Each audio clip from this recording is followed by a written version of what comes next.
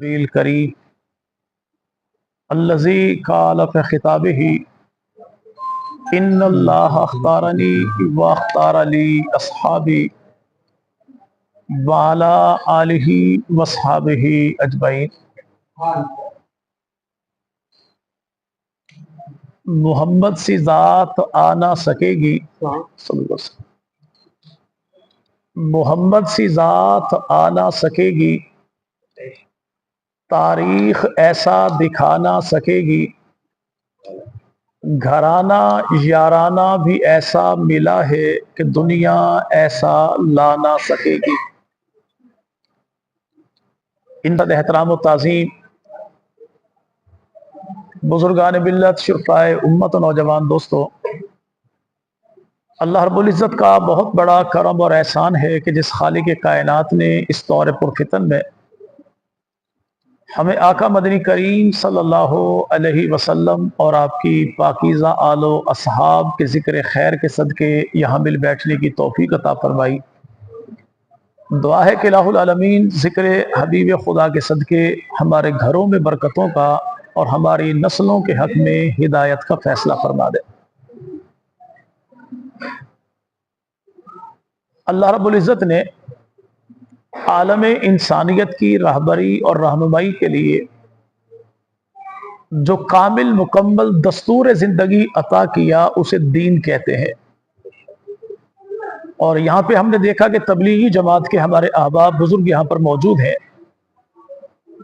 और असर की नमाज के फौरन बाद ही जो वो ऐलान करते हैं, वो ऐलान होता क्या है कि अल्लाह रब्बुल इज़्ज़त ने मेरी आपकी बल्कि जमी इंसानियत की कामयाबी अपने दीन में रखी है।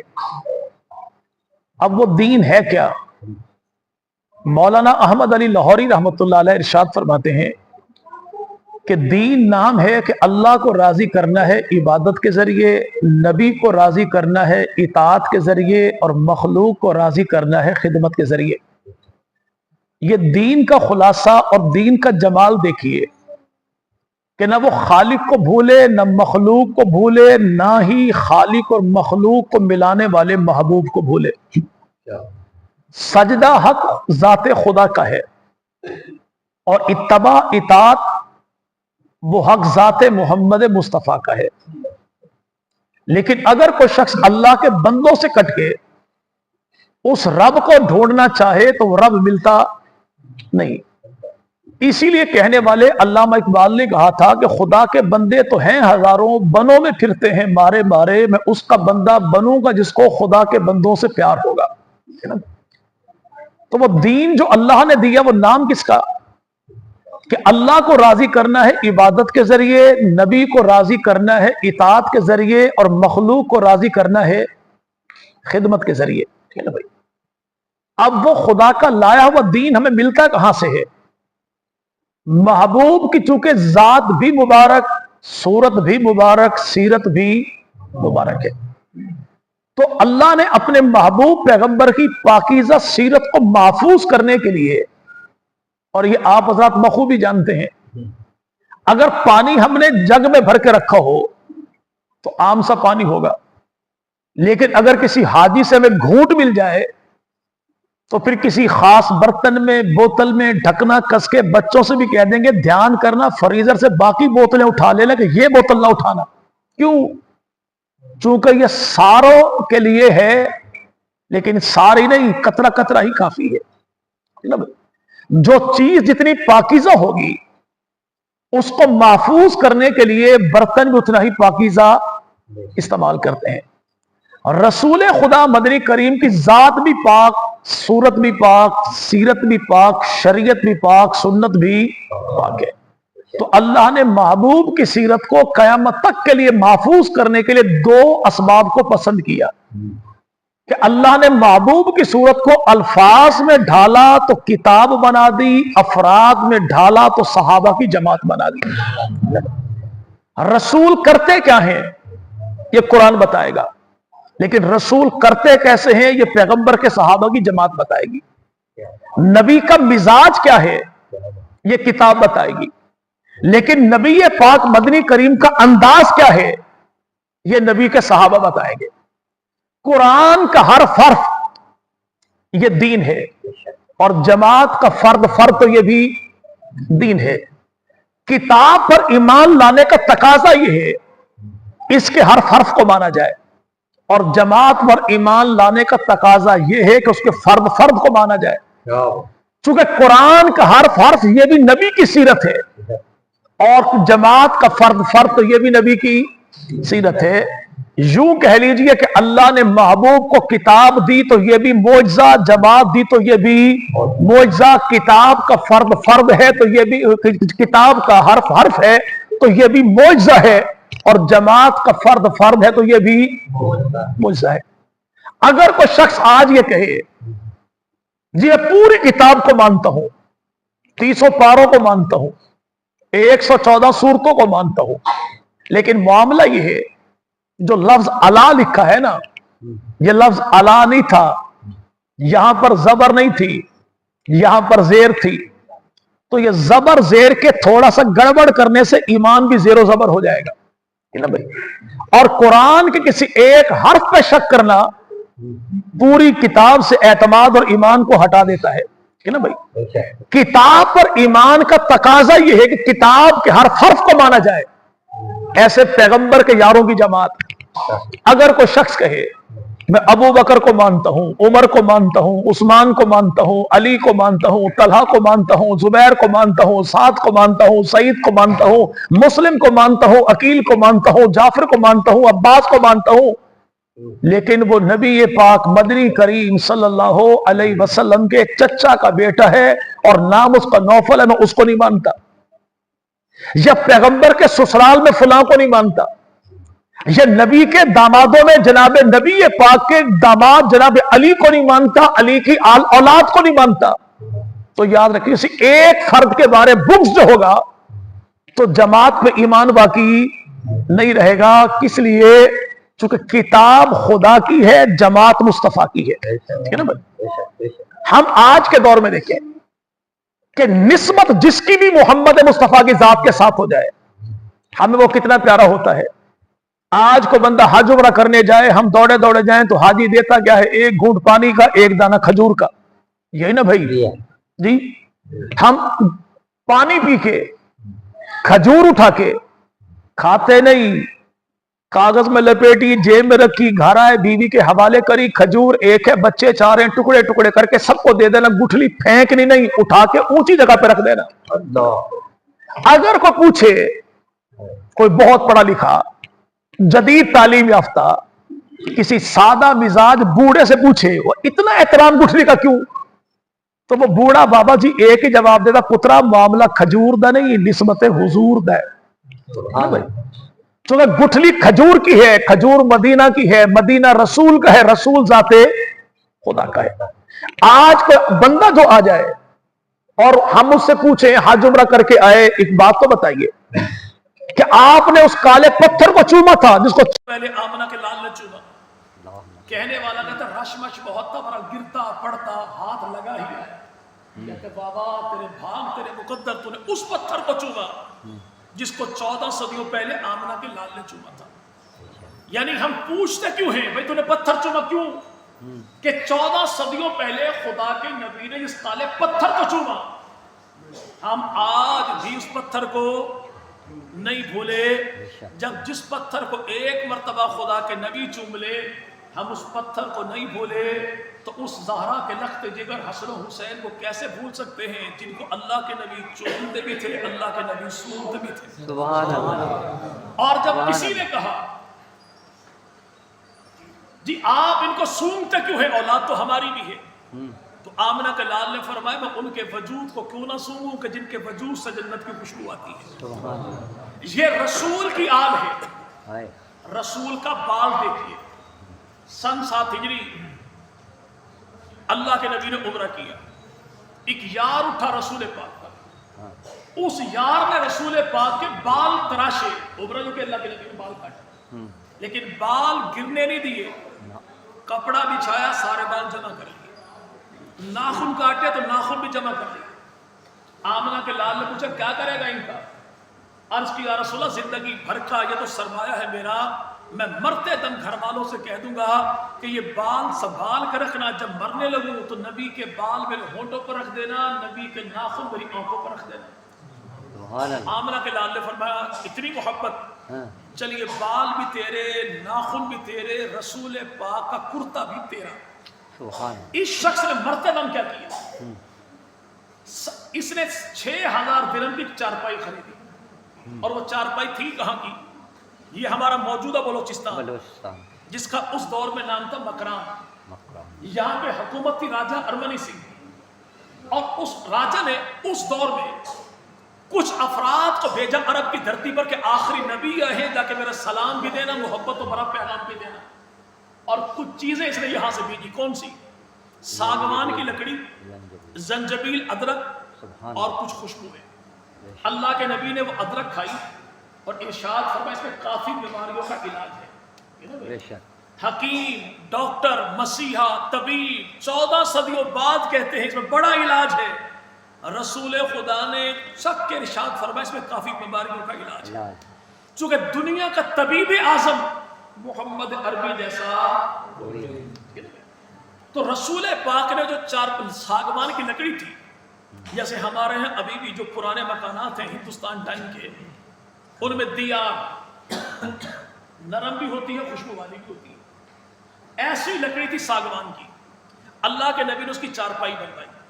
اس شخص نے وہ چارپائی خرید لی 6000 درہم کی، اور گھر والوں سے کہا سنو جب میری وفات ہو جائے مجھے کفن دینا، لیکن کفن دینا نبی کی چادر کا، جنازہ اٹھانا لیکن اٹھانا اسی چارپائی پہ جس پہ اللہ کے نبی کا جنازہ اٹھا تھا، اور میرے ہونٹوں پر نبی کے بال رکھ دینا، اور میری آنکھوں پر نبی کے ناخن رکھ دینا۔ مرتے دم یہ سب کچھ ہوا۔ آج اگر کوئی بندہ فوت ہو جائے نا تو کچھ لوگ دوڑے دوڑے آئیں گے، یار میں عمرہ کرنے گیا تھا، یہ کپڑا زمزم میں دھو کے لایا تھا، بس آپ یہ لے لیجئے، زمزم زمزم ہے، کوثر کوثر ہے، لیکن ساقی کوثر کا مقابلہ کون کرتا ہے؟ رسول خدا کے وجود پہ لگنے والا کپڑا ایک طرف، زمزم سے دھلنے والا کپڑا ایک طرف۔ آج جو بندہ زمزم کا کپڑا لے کر آ جائے تو وہ کس عقیدے کے ساتھ اس کو استعمال کرتا ہے؟ جی زمزم کا دھلا ہے، مدینے کا کپڑا ہے، تو بس سب خیرہ ہی خیرہ ہیں۔ اگر دوسری طرف کو مر جائے تو وہاں پر آنے والا آتا ہے، جیب سے شیشی نکالے گا، جی میں زواری کرنے گیا تھا، کربلا کی خاک لایا تھا، بس آپ یہ قبر میں مٹی ڈال دیجئے۔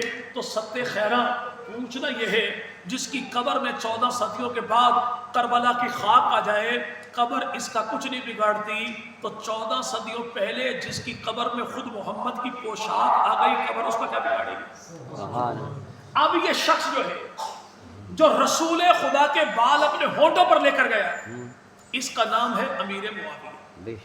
کیا نام بھائی؟ رضی اللہ، امیر معاویہ۔ جو پیغمبر کے بال کا اتنا احترام کرتا ہے، وہ نبی کی آل کا کتنا احترام کرتا ہوگا۔ اور سنیے گا، مصر فتح ہو گیا، لوگ قیدی بن کر آئے، نبی کے سالے، صحابی رسول، کاتب قرآن، مجتہد شان، فاتح کبیر امیر معاویہ، انہوں نے کیا کیا؟ قیدیوں سے پوچھا تم کون ہو، کہاں سے آئے؟ کہا جی مصر کے ہیں۔ کون سے قبیلے کے؟ کہا قبطی قبیلے سے۔ امیر معاویہ نے کہا سنو، قبطی قبیلہ تو میرے پیغمبر کے سسرال کا قبیلہ ہے، کہ نبی پاک کی گھر والی، نبی پاک کے بیٹے حضرت ابراہیم کی اماں سیدہ ماریہ، اس کا تعلق مصر سے تھا اور قبطی قبیلے سے تھا۔ تو حضرت امیر معاویہ نے کہا اپنے لوگوں سے ان قیدیوں کو آزاد کر دو، نقصان ان کا پورا کرو، آج سے قیدی نہیں ہے، یہ شاہی مہمان ہیں، پورا پروٹوکول دینا، ان کا نقصان پورا کرو اور حفاظت کے ساتھ ان کو مصر واپس چھوڑ کے آؤ۔ کسی نے پوچھا معاملہ کیا ہے؟ کہ نبی کا سسرال ہے اور نبی کے سسرال کے لوگوں کو ہم قیدی بنائیں، یہ بات ہمیں زیبا دیتی نہیں۔ جو 1400 سال پہلے نبی کے سسرال کا اتنا احترام کرتا ہے، وہ نبی کی آل کا کتنا احترام کرتا ہوگا؟ بہت۔ اور احترام کرتے کتنا تھے؟ بریلوی مسلک کے نام پر عالم دین ہے مولانا غلام رسول سعیدی، کتاب لکھی مرات المناجی، حدیث کی شرح ہے، اس میں لکھا کیا؟ حضرت امیر معاویہ کے سامنے جب حسن و حسین ملنے کے لیے آتے تو حضرت امیر معاویہ تخت اپنا چھوڑا جہاں پر بیٹھے تھے، خود نیچے اترے، حسن مصطفیٰ کو بٹھایا اپنی جگہ پہ، ہاتھ باندھ کے کھڑے ہو گئے. کسی نے کہا حضور یہ آپ کا بھتیجا ہے, اولاد کی جگہ پر ہے, عمر میں چھوٹا ہے, آپ حکمران ہیں, آپ اس کے سامنے غلاموں کی طرح کیوں کھڑے ہو گئے؟ تو جواب ایک ہی دیا کہ معاملہ یہ ہے کہ میں دیکھتا حسن کو ہوں, یاد خدا کے نبی آتے ہیں, حسن مجتبیٰ کے چہرے میں خدا کے نبی کا چہرہ دکھائی دیتا ہے, میں اس کا احترام کیوں نہ کروں جس کو خدا کے نبی نے اپنے جگر کے ٹکڑے کا ٹکڑا فرمایا ہے. سبحان اللہ, سبحان اللہ, ماشاء اللہ. سیدنا حضرت امیر معاویہ رضی اللہ, پیغمبر کے صحابی, پیغمبر کے صحابی. آج ہمارے علاقے کو سید صاحب آ جائیں اور بعض لوگ کہتے ہیں کہ بھائی یہ کتابوں کی فضائل اعمال کیجیے. جی جی, چونکہ درمیانی بات چیت کرتے ہیں نا بھائی ہمارے تبلیغی بھائی, جی بھائی جی اگر انہوں نے ہمارے لیے اپنا عمل چھوڑا تو انشاءاللہ ان کا عمل ہم پورا کریں گے انشاءاللہ. نا بھائی. ذات اللہ. میں 1991 میں اس سائڈ پہ آیا اور اس کی وجہ تبلیغی جماعت تھی, ورنہ ماموں میرے ذاکر تھے, میں بھی اسی سائڈ پہ تھا. اللہ اللہ, نا بھائی تو یہ چونکہ ہمارے محسنین ہیں تو اپنے محسنین کے احسانات کو بھلایا نہیں جا سکتا. رسول خدا کے صحابی کون؟ سیدنا امیر معاویہ. معاویہ رضی اللہ عنہ. جی جی, اب بعض لوگ کہیں گے نہیں آپ سیدوں کو نہیں مانتے, تو یاد رکھیے گا کہ حضرت سیدنا علی المرتضیٰ رضی اللہ عنہ, ہم سیدوں کو یوں مانیں کہ رسول پاک مدنی کریم کی سنت میں ایک شخص گزرا, نام ہے اس کا جنید بغدادی, رحمت. یہ شاہی پہلوان تھے, یعنی اس دور کے بادشاہ کے اکھاڑے کے سب سے تگڑا قسم کا پہلوان تھا. بادشاہ نے اعلان کر دیا اگر کوئی بندہ اسے گرا دے گا منہ مانگا انعام دوں گا. یہ اپنے ڈول شول دکھا رہے تھے, ایک دبلا پتلا شخص آیا اکھاڑے میں اور اس نے کہا جنید تو شاہی پہلوان ہے اور میں سید خاندان سے ہوں, گھر میں بچے میرے بھوکے ہیں اور غربت ایسی ہے کہ کسی کے سامنے ہاتھ پھیلا نہیں سکتا, تجھے واسطہ دیتا ہوں کہ میری نسبت کو دیکھ, میں تجھے تھوڑا سا داؤ شاؤ لگاؤں گا, تو گر جانا, تیرا بگڑے گا کچھ نہیں, میرے بچے رزق حلال کھا لیں گے. اس شخص نے ایک لمحے کو دیکھا کہ ظاہری طور پہ سرداری ہے اور ایک طرف دیکھا کہ رسول خدا کی غلامی ہے, اس نے دنیا کی سرداری کو چھوڑا, رسول خدا کی غلامی کو اختیار کیا. اس دبلے پتلے پہلوان نے, نام نہاد پہلوان نے جھٹکا چھٹکا مارا, یہ گر گئے, وہ سینے پر بیٹھا, ہلا گلا ہو گیا, یہ شاہی پہلوان گر گیا اور وہ شخص جیت گیا. منہ مانگا انعام جو ملا یہ جب تھا, موجود تھا, پہلوان تھا تو صرف پہلوان تھا, لیکن جب گر کے نبی کی محبت میں اٹھا تو اللہ نے اسی کو ولیوں کا سلطان بنا دیا. آج ہم اسے کہتے ہیں جنید بغدادی رحمت اللہ علیہ. کیا بھائی بڑے بڑے پہلوان زمانے میں گزرے, ہم کسی اور کا نام اتنی محبت عقیدت سے نہیں لیتے. اس نے نبی کی نسبت کو پہچانا تو ہم نے اس کی نسبت کو پہچانا. قیمت اسی کی لگتی ہے جو اپنے آپ کو بازار عشق محمد مصطفیٰ میں بیچ ڈالتا ہے. یہاں پہ سید کا معاملہ, حضرت علی المرتضیٰ نے 9 شادیاں کی. کتنی بھائی؟ 9. جی بھائی 9 بیویاں ہیں جناب علی کی, 17 بیٹے ہیں جناب علی کے اور 27 داماد ہیں جناب علی کے. لیکن ہم جناب علی کے 17 کے 17 بیٹوں کو سید نہیں کہتے. سید صرف وہ 2 ہیں کہ جن کی اماں کو سیدہ فاطمہ زہرا کہتے ہیں, ابا کو علی المرتضیٰ کہتے ہیں. ایک حسن مجتبیٰ اور دوسرے سیدنا حسین ابن علی. یعنی سادات جو ہیں ان کو ہم نے ابا کی نسبت سے نہیں, اماں کی وجہ سے نسبت دی, وقت دی. کیوں؟ اس لیے کہ سید کون ہے, ہم نے سیدوں کو مانا تو نسبت بطول کی وجہ سے, سادات کو مانا تو خون بطول کی وجہ سے, اور اصحاب کو مانا تو نسبت رسول کی وجہ سے. سبحان اللہ. اگر آج کے دور میں کوئی بندہ کہے جو فلاں سید ہے نا اس کے اعمال ٹھیک نہیں, تو ہم کہتے ہیں بھائی ہم نے اعمال دیکھ کے اس کو سید مانا ہی نہیں. کیا بات ہے نا بھائی, ہم نے تو اس کو سید مانا ہے خون بطول کی وجہ سے. نا بھائی اگر تو پیغمبر کا فلاں صحابی, تو بھائی فلاں صحابی وہ ہے جن کا فیصلہ اللہ کر چکا. رب نے بھی کہا سارے جنتی, نبی نے بھی کہا صحابہ کے نجوم. رسول پاک کا ہر ایک صحابی اتنا قدر و قیمت والا ہے. اچھا بھائی آج مسجد نبوی میں اگر نماز پڑھی جائے کتنا ثواب بھائی؟ 50,000. جی بھائی 50,000. اچھا جماعت کے ساتھ پڑھی جائے تو 27 گنا کر لیجیے. رمضان میں پڑھی جائے تو 1 لاکھ سے کچھ ضرب دے لیجیے, ہے نا بھائی. لیکن یاد رکھیے گا اگر یہ نماز ہو 1400 سال پہلے نماز ہو مدینہ میں نماز ہو مسجد نبوی میں اور نماز ایسے ہو کہ پڑھانے والے رسول اور پڑھنے والے صحابہ تو یقین مانے اگر اس ایک نماز کا حساب کتاب کرنے لگے نا تو کیلکولیٹر پر لکھا آئے گا not allowed sorry overflow کہ اتنا میں حساب کتاب کر نہیں سکتا کہ میری اوقات تھوڑی ہے ثواب زیادہ ہے۔ رسول پاک کے کسی ایک صحابی کی قیمت کیا ہے؟ آج امت محمدیہ میں تقریباً 1 ارب 80 کروڑ مسلمان موجود ہیں۔ ان 1 ارب 80 کروڑ مسلمانوں کو رب تعالیٰ 1,000 سال کی زندگی دے دے اور 1000 سال کی زندگی میں کوئی امتی کوئی گناہ نہ کرے اور یہ سارے امتی میرے جیسے نہ ہو، یہ سارے کے سارے زمانے کے ولی بن جائیں، غوث بن جائیں، کتب بن جائیں، ابدال بن جائیں، بایزید بستامی بن جائیں، جنید بغدادی بن جائیں، احمد ابن حنبل بن جائیں، امام مالک بن جائیں، امام شافعی بن جائیں، امام اعظم بن جائیں اور 1000 سال کی زندگی اس بیت اللہ میں گزار دیں جہاں پہ 1 کا بدلہ 1 لاکھ کا ملتا ہے، 14 صدیوں کے سارے امتی ایک طرف اور نبی کا وہ ایک نواسہ حسین ابن علی، اس کا مقابلہ کائنات کے لوگ کر سکتے نہیں۔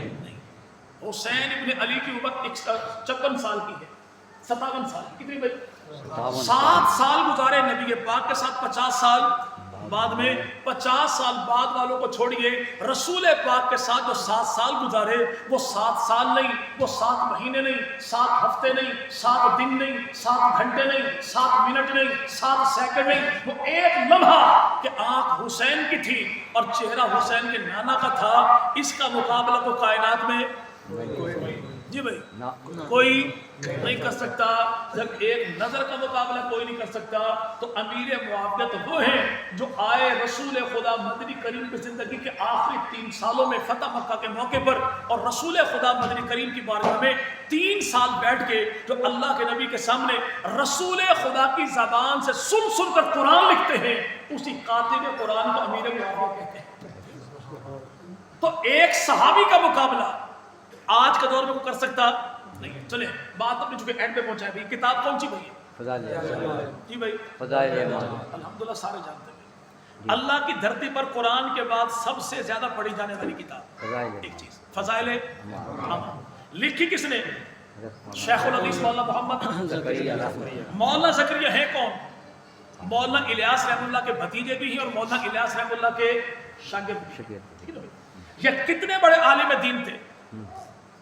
مولانا سلیم اللہ خان صاحب جنہوں نے 65 سال بخاری شریف پڑھائی وہ ان کے خلیفہ ہیں۔ مفتی نظام الدین شامزئی صاحب وہ ان کے خلیفہ ہیں۔ مولانا محمد یوسف لدھیانوی شہید رحمۃ اللہ علیہ وہ ان کے خلیفہ ہیں۔ حاجی احمد لاڈ صاحب وہ ان کے خلیفہ ہیں۔ حاجی عبد الوہاب صاحب وہ ان کے خلیفہ ہیں۔ مولانا عبد الحفیظ مکی صاحب وہ ان کے خلیفہ ہیں۔ پیر عزیز الرحمن ہزاروی صاحب وہ ان کے خلیفہ ہیں۔ مختار الدین شاہ کربوگا شریف والے وہ ان کے خلیفہ ہیں۔ مولانا یوسف بٹالہ ساؤتھ افریقہ والے وہ ان کے خلیفہ ہیں۔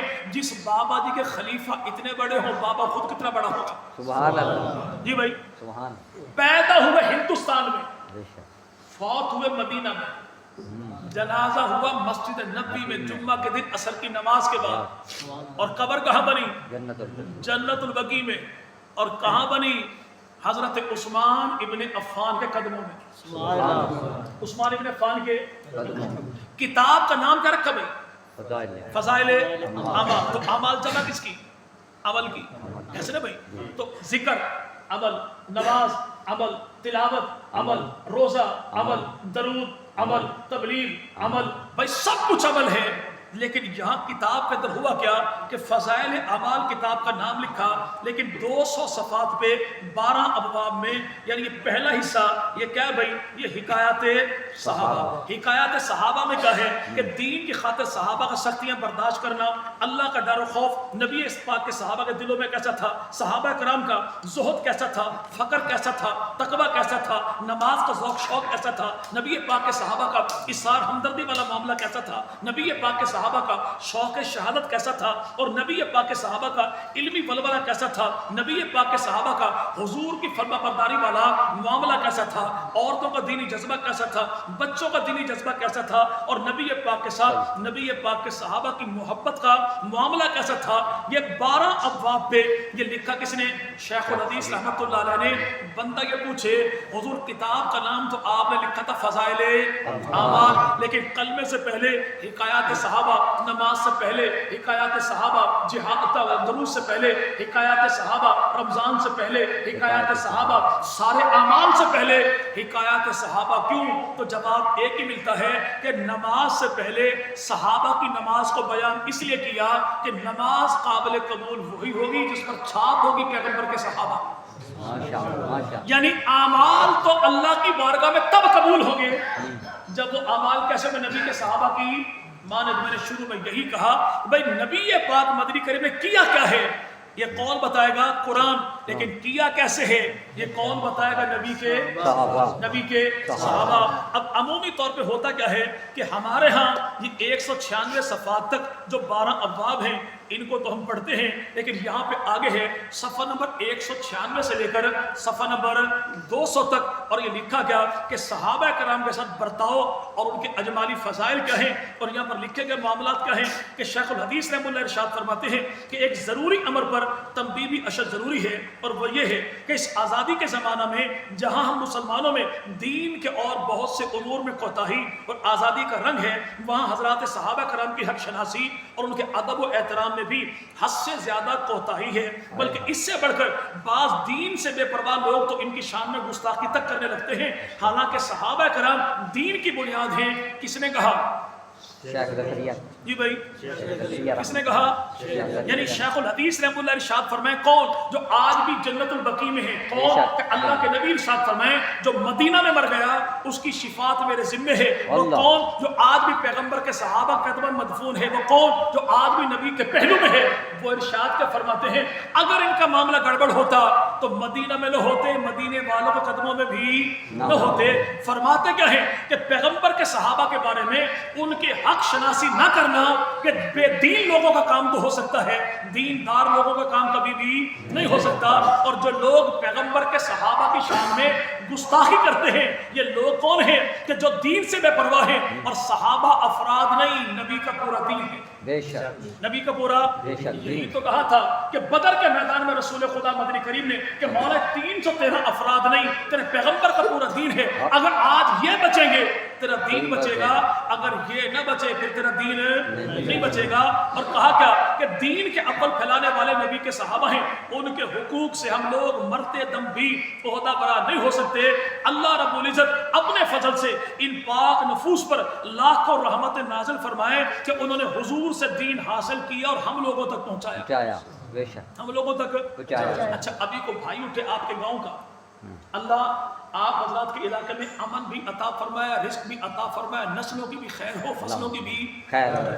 کوئی بندہ اٹھے اور وہ لے کر آ جائے ایک گلاس دودھ اور وہ کہ مولا صاحب ہم نے زور پڑا لگایا چلے دودھ پی لیجیے، وہ کہے دودھ ہے اللہ کا نور ہے، اور ساتھ والا دودھ کہ نہیں پینا بالکل بھی نہیں، یہ بالکل حرام ہے، وہ کہ عقل کو ہاتھ مار دودھ ہے، وہ کہے حرام ہے۔ میں پوچھوں بھائی وہ کہتا ہے اللہ کا نور ہے دودھ ہے، تو کہتا ہے حرام ہے، کس کی مانوں؟ وہ کہتا ہے مولوی صاحب بات اس کی ٹھیک ہے تو تو نے حرام کیوں کہا؟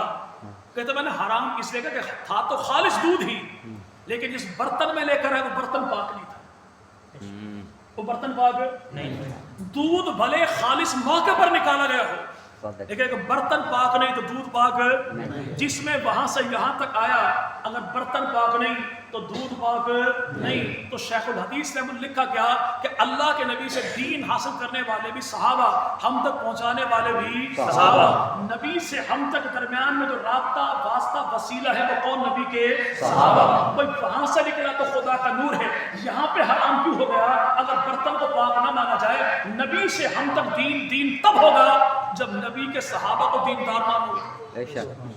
اگر صحابہ دیندار نہیں تو پھر ان کے ذریعے ہم تک ملنے والا دین بھی دین نہیں۔ اور یاد رکھیے گا کہ ہمارے بر صغیر کی دھرتی پہ اگر دین یہ دین پہنچا محمد عربی کا ہے، لیکن پہنچانے والے کون؟ وہ جناب امیر معاویہ ہیں۔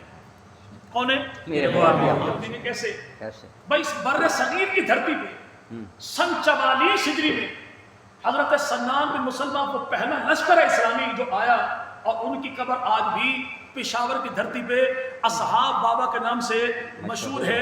ہمارے وہ تبلیغی بزرگ جو KPK سے آئے ان سے تصدیق کر لیجئے گا کہ پشاور کے ساتھ جو قبور موجود ہے وہ کس کی بتائیں گے؟ سنان بن سلمہ کی. یہ کون ہے جی؟ اصحاب بابا. اصحاب بابا کون ہے؟ سن 44 ہجری میں سیدنا محلب بن ابی صفرہ ازدی اتکی ان کے ذریعے جو لشکر اسلام بر صغیر میں آیا دین پہنچانے کے لیے. وہ دور کس کا تھا؟ تخت کس کا تھا؟ تاج کس کا تھا؟ جھنڈا کس کا تھا؟ راج کس کا تھا؟ زمانہ بتائے گا نبی کے صالح صحابی امیر معاویہ کا. اچھا اسی میں کیا لکھا کہ اللہ کے نبی ارشاد فرماتے ہیں کہ میرے صحابہ کی مثال یوں ہے جیسے کھانے میں نمک. بے شک کھانے میں نمک. اگر ہم دیگ پکائیں تو نمک کتنا ہوگا؟ 10 کلو نہیں، 5 تھوڑا 2.5 تھوڑا 1.5 کتنا تھوڑا مقدار میں تھوڑا. اللہ کے نبی کا اعجاز دیکھیے. اللہ کے نبی فرماتے ہیں کھانا اتنا، نمک اتنا سا، امت میری اربوں خربوں تک، یار میرے وہی 1.25 لاکھ. اللہ امت اربوں خربوں تک پہنچ جائے بے شک، یار میرے تھوڑے سے.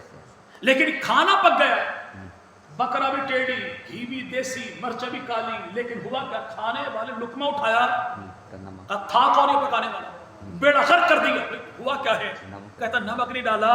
اللہ کے نبی ارشاد فرماتے میرے صحابہ کی مثال یوں ہے جیسے کھانے میں نمک. اللہ کے نبی مراد کیا ہے؟ فرمایا کھانے کی لذت وہ نمک کے ساتھ ہے، اس امت کی عزت میرے صحابہ کے ساتھ ہے. اگر کھانے میں نمک نہ ہو تو لذت باقی نہیں رہتی. امت میں صحابہ نہ ہو تو امت کے پلے عزت باقی نہیں رہتی. عزت باقی آقا وہ صحابہ ہیں کون کون؟ تو قرآن کہتا ہے کچھ لوگ وہ ہیں جو فتح مکہ سے پہلے آئے، کچھ لوگ وہ ہیں جو فتح مکہ کے بعد آئے. بعد والے پہلوں جیسے نہیں، بعد والے پہلوں جیسے نہیں. حضرت امیر معاویہ ایمان تو لائے فتح مکہ سے کچھ پہلے، اور حضرت امیر معاویہ والد گرامی وہ ایمان لائے فتح مکہ کے موقع پر. لیکن یاد رکھیے گا امیر معاویہ نہیں، امیر معاویہ کے ابا جی بھی حضرت علی کا مقابلہ نہیں کرتے. خود جناب امیر معاویہ فرماتے ہیں کہ اللہ نے جو شان عزت و عظمت حضرت علی کو عطا کی ہے، میرے بابا کی پوری اولاد مل جائے تو علی کے وجود کے ایک حصے کا مقابلہ کوئی نہیں کرتے. ہم چونکہ اہل سنت ہیں، اللہ کے نبی نے جسے دیا، جتنا دیا، جو دیا، جیسے دیا، ہم تسلیم کرنے والے ہیں، انکار کرنے والے نہیں. چونکہ ہم منکر صحابہ بھی کوئی نہیں، منکر اہل بیت بھی کوئی نہیں. جو یارانے کا انکار کر دے ہم اس کو رافضی کہتے ہیں، اور جو گھرانے کا انکار کر دے ہم اس کو خارجی کہتے ہیں. رہا یہ معاملہ جس سادات کو مانتے ہو الحمدللہ، لیکن سادات کو مانتے تو ہیں لیکن نسبت بطول کی وجہ سے. لیکن اگر سید کے اعمال ٹھیک نہ ہو تو پھر عزت کی جائے گی اس کی. یہ پکا بابی بندہ کہتا نہیں کی جائے گی. ہمارے اکابر نے لکھا اس کی عزت کی جائے گی، عزت کی جائے گی. دیوبند کے اکابر نے اپنی کتاب میں لکھا کیوں؟ کہ اس لیے کہ اس کی مثال سونے کی ڈلی کی طرح ہے. چیز قیمتی تھی، گر گندے پانی میں گیا تو اس کو گندے پانی میں نہیں چھوڑے گے، صاف کرے گا بھائی. اگر ہو سجدے لیکن اعمال ٹھیک نہ ہو تو اس کی مثال ایسے جیسے قرآن پاک کی چھپائی کے دوران ڈبل چھپائی جو ہو جائے کاغذ پہ، صفحے پہ، زبر زیر کا پتہ چلتا نہیں ہے. ایسے صفحے کی تلاوت تو نہیں کی جائے گی لیکن ایسے صفحے کو اٹھا کر پھینکا بھی نہیں جائے گا. ہو تو سید لیکن اعمال ٹھیک نہ ہو تو بھائی اس کی اطاعت تو نہیں کی جائے گی لیکن اس کی توہین بھی نہیں. ہاں لیکن اعمال کے بجائے عقیدہ چھوڑ دے. نبی کے بعد کسی ایک کو نبی مانے، ایک درجے کو نبی مانے، نبی کے بعد کسی کو معصوم مانے، نبی کی قرآن کے بعد کسی کتاب کو مانے، نبی کے دین کے بعد کسی دین کو دین مانے. جو اللہ کے نبی کے عقیدے کو چھوڑ دے تو ایسا شخص باپ بھی ہوگا تو آنکھ اٹھا کے دیکھیں گے بالکل. اعمال میں کمزوری ہو تو گنجائش ہے، عقیدہ تبدیل ہو تو پیر کا گھر کا نوکر بھی نہیں بنائیں گے، گھر کا نوکر بھی. چلیں بات کافی لمبی ساری ہو گئی. اب یہ آخری بات اسی پہ صفحہ نمبر 200 پہ جو ہے وہ کیا ہے کہ امام الانبیاء. اچھا حضور فرماتے ہیں کہ میرے صحابہ کو گالیاں نہ دیا کرو. کیا بھائی؟ میرے صحابہ یقین مانے نا بندہ اگر قدر شناس ہو تو رسول خدا کسی ایک لفظ پہ قربان ہو جائے. اللہ کے نبی فرمائے اصحابی او قبلے او یار میرے، بیلی میرے، سنگی میرے، مرید میرے، مقتدی میرے صحابہ. آج کسی محفل میں کوئی پیر کہہ دے، کوئی سیاستدان کہہ دے یہ بندہ میری پارٹی کا بندہ ہے، سارے کہے گو بھائی اس کی سادگی پہ نہ جا، غربت پہ نہ جا. اس نے کہا میرا بندہ ہے، اگر تو نے پنگا اس سے لیا، یہ تجھے کہے گا کچھ نہیں، وہ تجھے چھوڑے گا نہیں. اگر آج کا 2% کا سیاستدان کسی محفل میں کسی کو اپنا کہہ دے تو یہ تو اس کی ایسے لاج نبھاتا ہے. اس نے کہا کہ میرا ہے. اور 1.25 لاکھ نبیوں کا امام جو کہے اصحابی کالنجوم، یار میرے ستارے. اب جو رسول خدا فرمائے کہ میرے صحابہ، تو اب ان صحابہ میں سے آپ ابو سفیان کو نکال کے دیکھیے، امیر معاویہ کو نکال کر دیکھیے. قرآن جو کہ سب سے وعدہ جنت کا، سب میں سے کیسے نکالو گے معاویہ کو؟ تجھے پتہ لگ گیا کہ یہ جنتی نہیں، رب کو پتہ نہیں لگا کہ سب جنتی ہیں. ہمارے لیے نبی کے صحابہ کے مقام کی قدر شناسی کے لیے خدا کا قرآن بھی کافی ہے، نبی کا فرمان بھی کافی ہے. اور نبی کے فرمان کو، خدا کے قرآن کو نہ بھی مانو، چلو سیدوں کو جو مانتے ہو تو سیدوں کے دادا علی کی تو مانو. حضرت علی نہج البلاغہ میں خط نمبر 58 میں ارشاد فرمائے، واللہ خدا کی قسم، علی قسم نہ اٹھائیں تب بھی ہمیں اعتبار ہے. علی نے قسم اٹھائی کیا؟ واللہ میرا اور امیر معاویہ کا آپس میں جھگڑا ہوا، لیکن خدا کی قسم ان کا اور میرا خدا بھی ایک ہے، نبی بھی ایک ہے، قبلہ بھی ایک ہے، کعبہ بھی ایک ہے، دعوت دین بھی ایک ہے، اساس دین بھی ایک ہے. اختلاف ہمارا ہوا خون عثمان پر، اور واللہ میرا دامن صاف ہے، میرا دامن صاف. ہماری لڑائی کفر و اسلام کی نہیں. جس کی لڑائی وہ کہے معاملہ کفر و اسلام کا نہیں ہو، آج والا کہ میں اس کو مسلمان مانتا ہی نہیں. اگر تو کہے کہ نعوذ باللہ امیر معاویہ مسلمان نہیں، تو بتا کہ علی کے بیٹوں نے جس کے ہاتھ پہ ہاتھ رکھا تھا، جس کے پیچھے نمازیں پڑھی تھی، وہ مسلمان سمجھ کے پڑھی یا کافر سمجھ کے پڑھی؟ مسلمان. جی بھائی مسلمان. جی بھائی ہم تو علی کے بڑے بیٹے کو بھی مانے، چھوٹے بیٹے کو بھی مانے. جس سے علی کے بڑے بیٹے نے صلح کی، ہماری اس سے لڑائی کوئی نہیں. جس سے چھوٹے بیٹے نے جنگ کی، ہماری اس صلح کوئی نہیں. بھائی چلے. نبی پاک ارشاد کے فرمائے کہ میرے صحابہ کی مثال، اگر تم میں کوئی شخص احد پہاڑ کے برابر سونا خرچ کرے تو ثواب کے اعتبار سے صحابہ کے ایک مد، آدھے مد کے برابر بھی نہیں. یعنی صحابہ کا حضور کا ارشاد یہ ہے کہ جو شخص صحابہ کو گالیاں دے اس پر اللہ کی لعنت، فرشتوں کی لعنت، تمام آدمیوں کی لعنت. نہ اس کا فرض مقبول ہے نہ نفل. لکھا کہاں صفحہ نمبر 199 فضائل اعمال. میرے بعد بھی کر کے کتاب پڑھنا چاہیں تو حوالہ اس میں موجود ہے. کیوں بھائی؟ کہ میرے صحابہ کی مثال کیا؟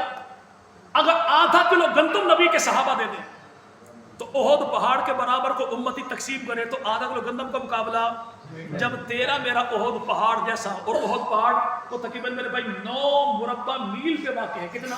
9 مربع میل. 9 تولے نہیں، 9 مربع میل پہ احد کا پہاڑ ہے. اور اس پہاڑ کا مقابلہ، اس کا پہاڑ جو ہے یہ آدھا کلو گندم کا مقابلہ کوئی نہیں کرتا. جب تیرا میرا پہاڑ جیسا سونا آدھا کلو گندم کا مقابلہ نہیں کرتا تو آج کی کالی بوتھی والا پیغمبر کے صحابہ کا مقابلہ کیسے کر سکتا ہے؟ چلے صفحہ نمبر 200 اللہ کے نبی کا فرمان اور بات میری ختم. رسول خدا ارشاد فرماتے ہیں کہ جو شخص صحابہ کے بارے میں میری رعایت کرے گا میں قیامت کے دن اس کا محافظ ہوں گا. سبحان. میری رعایت کا ہے. اگر کوئی ایسا ویسا معاملہ بھی ہو اور نہیں یار ڈوگرا دا منڈا جان دیا، نہیں راجپوت دا منڈا جان دیا، اور نہیں یار استاد دا منڈا جان دیا. کیوں؟ یہ اسے نہیں دیکھتا، استاد کو دیکھتا ہے. اسے نہیں دیکھتا، بڑے کو دیکھتا ہے. اسے نہیں دیکھا، خاندان کو دیکھتا ہے. خدا کے نبی فرمائے جو میری رعایت کرے، کیا میرے یاروں پر تان نہ کرے. یار نبی کے صحابہ ہے، میں کیسے بولوں؟ اگر کوئی میری وجہ سے میرے صحابہ کی رعایت کرے گا تو فرمایا قیامت کا دن میں اس کا محافظ ہوں گا. میں اس کا محافظ ہوں گا. اور فرمایا جو شخص میرے صحابہ کے بارے میں میری رعایت رکھے گا، میری وجہ سے میرے صحابہ کا حیا کرے گا، فرمایا وہ میرے پاس حوض کوثر پر پہنچ سکے گا. اور جو ان کے بارے میں میری رعایت نہ کرے گا وہ میرے پاس حوض تک نہیں پہنچ سکے گا، مجھے دور ہی سے دیکھے گا. چلے بات ختم ہوگی بھائی. چھٹا نمبر کون سا بھائی؟ تبلیغ کا نا بھائی. پہلا نمبر کون سا؟ کلمہ. دوسرا نمبر نماز. تیسرا ذکر. چوتھا اکرام مسلم. پانچواں اخلاص نیت. اور چھٹا تبلیغ. تو یاد رہیں گے انشاءاللہ. چلے اب پہلی بات تو یہ ہے کہ ایک ارادہ یہ کرے کہ کون کون بھائی پہلی فرصت میں ٹائم لگا کر تبلیغ جماعت کے ساتھ. انشاءاللہ انشاءاللہ. اور جو موجودہ گاؤں بستی کے ہیں کم از کم اتنا تعین کہ جب تک یہ جماعت آپ کے پاس ہے تو آپ ان کی تعلیم میں بھی بیٹھیں گے, نصرت بھی کریں گے انشاءاللہ. انشاءاللہ. جی بھائی جی. یاد رکھیں. آج کے دور میں بے دینی اتنی ہے, اگر آپ اپنی نسلوں کو بچانا چاہتے ہیں تو دین کے کسی ایک شعبے کے ساتھ جڑیں. وہ جو شعبہ ہے جڑے ایک کے ساتھ لیکن دوسرے پر اعتراض نہ کریں, احترام کریں, دوسرے پہ اعتراض نہ کریں, تو انشاءاللہ اللہ آپ کی نسلوں میں دین کو جاری ساری فرمائے دے گا. اللہ کے نبی جو میری وجہ سے میرے صحابہ کا احترام کرے گا کیا ہوگا, وہ حوض کوثر پر میرے ساتھ ہوگا. اور جو میرے صحابہ کی قدر شناسی نہیں کرے گا تو فرمایا قیامت کے دن وہ دور سے دیکھے گا, میرے نزدیک نہیں آئے گا. تو اب آپ بتائیں, تشکیل کروا لیں اپنی کہ اللہ کے نبی کی قربت چاہیے دور سے دیکھیں گے. قربت جی چاہیے, بھائی, قربت کا نتیجہ خدا کے نبی نے فرما دیا کہ جو میرے قریب والوں کا, میرے یاروں کا احترام کرے گا تو قربت اسے نصیب ہوگی انشاءاللہ. ہم اپنی زبان کو کسی اور مسلمان کی جب زبان بدگمانی سے آلودہ نہیں کرتے تو جن کو اللہ نے پاک پیغمبر کی صحبت عطا کی ان کے بارے میں بھی اپنی زبانوں پر بدگمانی کبھی نہیں لائیں گے. رب تعالیٰ تشریف لانے والے تمام احباب کی جان میں, مال میں, عزت میں, آبرو میں, آل میں, اولاد میں, نسلوں میں, فصلوں میں اللہ برکتوں کا فیصلہ فرمائے. زمین و آسمان کی تمام تر آفات و بلیات بالخصوص کرونا, سیلاب, زلزلہ, بے وقت کی بارشوں سے رب تعالیٰ امت محمدیہ کے بچے کو محفوظ فرمائے, چپے کو محفوظ فرمائے. وآخر دعوانا ان الحمدللہ.